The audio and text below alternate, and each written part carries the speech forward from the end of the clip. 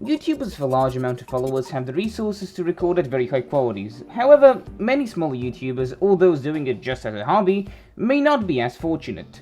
However, here are a few simple ways to make sure that you're producing content at a decent quality. Let's get to what you can actually see, the video quality. The three main aspects of video are your resolution, frame rate, and bitrate. Resolution and frame rate are self-explanatory, and bitrate is how much data is in each second of your video. Here's a shot of Minecraft in a very low and very high bitrate. They both have the same quality, however the bitrate is different. Larger bitrates require more power to encode and take up more storage space, and just as with everything, you have to balance your content with your computer's ability to record. A decent idea which I found good success with is not wasting resources. Most people nowadays still have 1080p monitors, so that's the resolution you should be targeting. 1440p actually has 4 times the data of 720p and 1.8 times the data of 1080p. So even if you have a 1440p monitor, the resolution difference won't be as noticeable in 1080p, and you get a large performance increase in your encoding speed, and you can afford to use lower bitrate since you won't need as much data to record the 1440p video. And in a lot of scenarios, you could and should be going for 1080p at 60 frames per second over 1440p at 30 frames per second, especially since most people will be watching it in 1080p anyways. Most of the time, the only benefits you get from recording at 1440p is by being known as that guy who records at 1440p.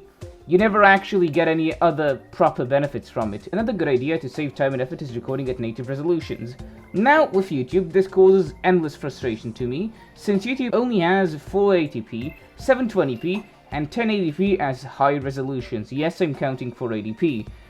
Therefore, I have to upscale things or downscale them depending on what's more applicable. I found to upscale Wii footage from standard 540p to 720p, and downscale other footage from 800p to 720p as an example.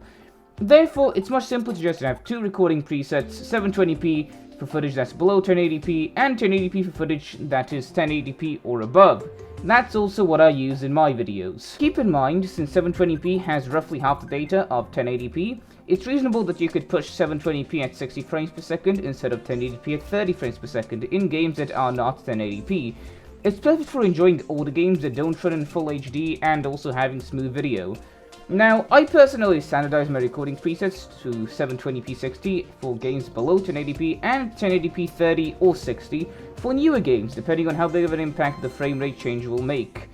I personally keep my bitrates between 14,000 and 17,000 VBL for keyframe interval of 5 seconds with pre-pass enabled.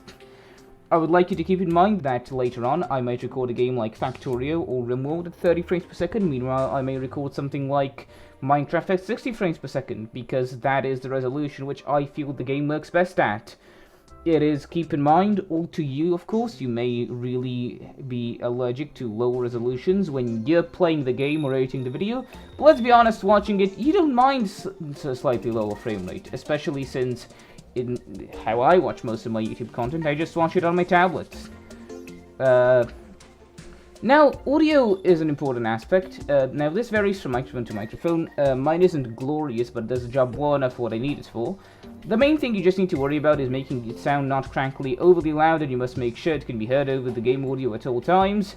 In cases where background music is present, you must make sure that you and your voice has the priority over other sounds. Meanwhile, the in-game audio has priority over the background music or background noises. Also keep in mind that getting professional microphones is a very important thing. There are tons of tutorials on those of people who are way more qualified to talk about them than I am. I am personally looking into getting an actually professional microphone one day. However, I am, not able to do that right now due to shipping being god-awful where I live. But I am definitely looking into doing that later on. So yeah, these are the vast majority of the things I've learned and know from my YouTube experience, and I hope they might have helped you while you make videos. And if you learned something, why not drop a like so I know I've done a good job? Because I don't normally do these types of videos, and I should hope I actually done a decent job. So yeah, if you like this video, drop a like. If you want to subscribe, subscribe. I most of the time make actual gameplay content, and if you think you may be interested in that, well, you can follow me. I'll see you guys later. If you have any ideas on what I should do, put them down below, and I'll see you later. Goodbye.